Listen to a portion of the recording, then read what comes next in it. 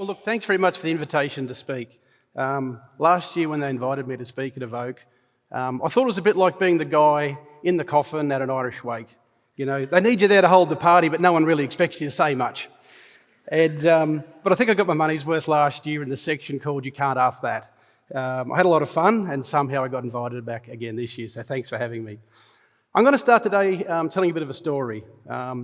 Back in my early days, I just graduated as an agronomist from uni, and I went along to a field day, a sorghum breeding field day. And all the farmers turn up for a beer and burger, have a barbecue, look at all the latest sorghum varieties, see which one's going to be the next breakthrough variety, the variety is going to replace the one we're growing now. And I had a researcher there, and he had sorghum plants growing in pot plants. And he had some of them in greenhouses getting a luxurious amount of rain, simulating a really good season. He had other pot plants growing in greenhouses in average conditions. And then he had other pot plants growing in drought conditions, hardly getting any rain at all. And what he was doing, he was going along with a pair of scissors and he was chopping leaves off. And he'd proven that if you trimmed leaves off a sorghum plant in a drought year, you could increase its yield.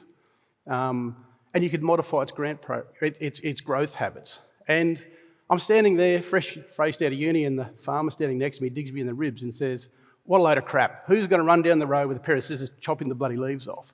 And I kind of thought, well, no, but robots could. And breakthroughs don't start by asking farmers what they want. They start by noticing what everyone else thinks is fixed and can't be changed. And for me, those moments didn't just start a company, they revealed a way of seeing things differently. Australia is often described as small, remote and under-resourced. Every founder here lives in a world where money doesn't rain down from the ceiling. We don't chase the funding rounds that we see in the US and Europe where these things seem to happen. But those same conditions create things. They create independence, practicality and zero tolerance for things that don't work. The outsider's advantage, innovation born outside dominant systems by people who never really believed the old rules. When you're outside the centre of power, you're free to question it. Australia isn't late to agtech. Australia's early to the next version of it. Farmers weren't asking for swarms of small autonomous robots, but they're grumbling about other things like soil compaction, better timing of operation, the cost of fertiliser and chemicals, the ability to be able to fix things yourself. Customers rarely ask for the thing that changes the system. They ask for relief within the system that they know. Category leaders don't answer requests. They change what is possible. James Dyson invented the greatest vacuum cleaner ever developed. One of the things he said, you're just as likely to solve a problem by being unconventional and determined than by being brilliant. And if you can't be unconventional, be obtuse. Be deliberately obtuse. Because there's 5 billion people out there thinking in train tracks, thinking what they've been taught to think. Most innovation is brilliant inside the rules, but real breakthroughs come from refusing the rules altogether. Australia didn't choose to be unconventional. Harsh reality forced it. The driest island continent in the world, some of the most ancient, low-fertility soils. It doesn't bloody rain here. And we do it all in an export market without government subsidies, fallback schemes. And I guess I'm really proud to be an Australian farmer that operates that way. I may be an agtech, but I'm also an Australian farmer. I'm really proud that as farmers, we do stand on our own feet, and we're really proud of that. Invisible constraints shape the world. And I want to tell you another story, and this one isn't from the paddock. The most advanced machine humans ever built was a space shuttle. Rocket science, thousands of engineers, unlimited ambition. But there was one part of it. The solid rocket boosters. They had a really odd design constraint. They were just under 3.7 metres wide. Not because of physics, not because of aerodynamics, not because NASA wanted them that way. It's because they had to be shipped by train. Those boosters were built in Utah. They put them on rail cars and took them all the way across the US to Florida. So their diameter was limited by the width of railway tunnels. Now here's where it gets all a bit weird. That rail gauge, the width between the tracks, it's about 4 foot, 8.5 inches in the old dimensions, which is probably the same, I think, as New South Wales has as well. And it's kind of oddly specific. Why that width? Well, it's because the American railways copied the British railways. The British railways, well, they copied the tram system. Those trams, well, they were kind of designed down the old Roman roads. And the Roman roads, well, they were designed to fit a Roman chariot. And a Roman chariot, well, they were designed to fit around a pair of horses' asses, side by side. Now let that sink in. Just pause for a second. The space shuttle, the pinnacle of engineering marvelry, was shaped by the width of a horse's ass.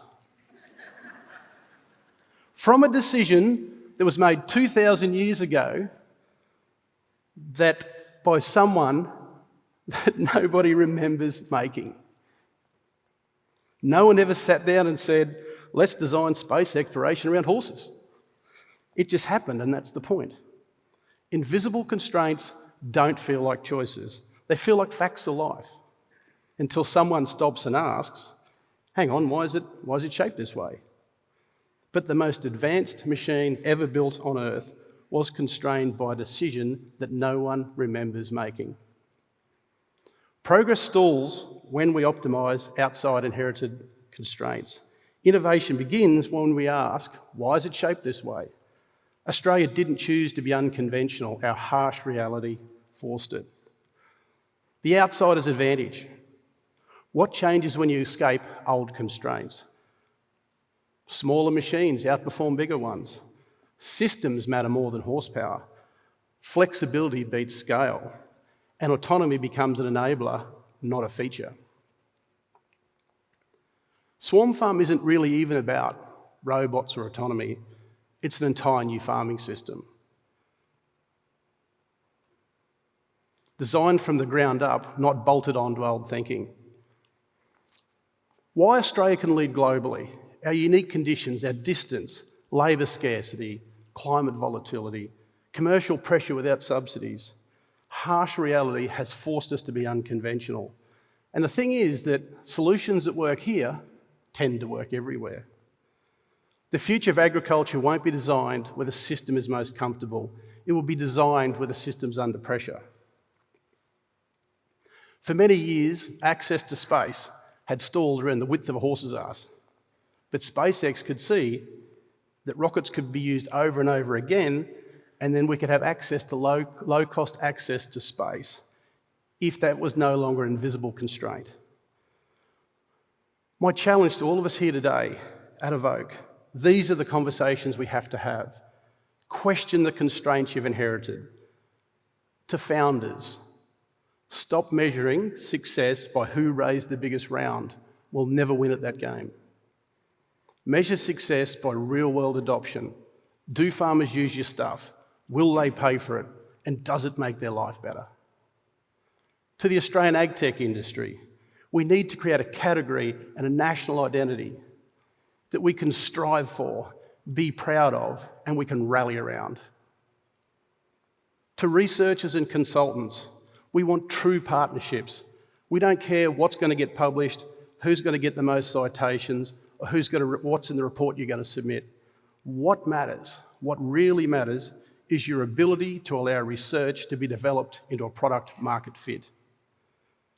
To investors and corporate ag, back outsiders, don't just check the boxes on the railway line to the norm. And Australia as a nation, lean into the edge, don't sit into the centre. The future of agriculture won't come from thinking harder about inside the box. It will come from realising the box was always optional. There are people out there everywhere operating on train tracks. Their destination is set. But we, as the Australian agtech industry, we don't have to operate within a system that's designed around the width of a horse's ass. Thank you.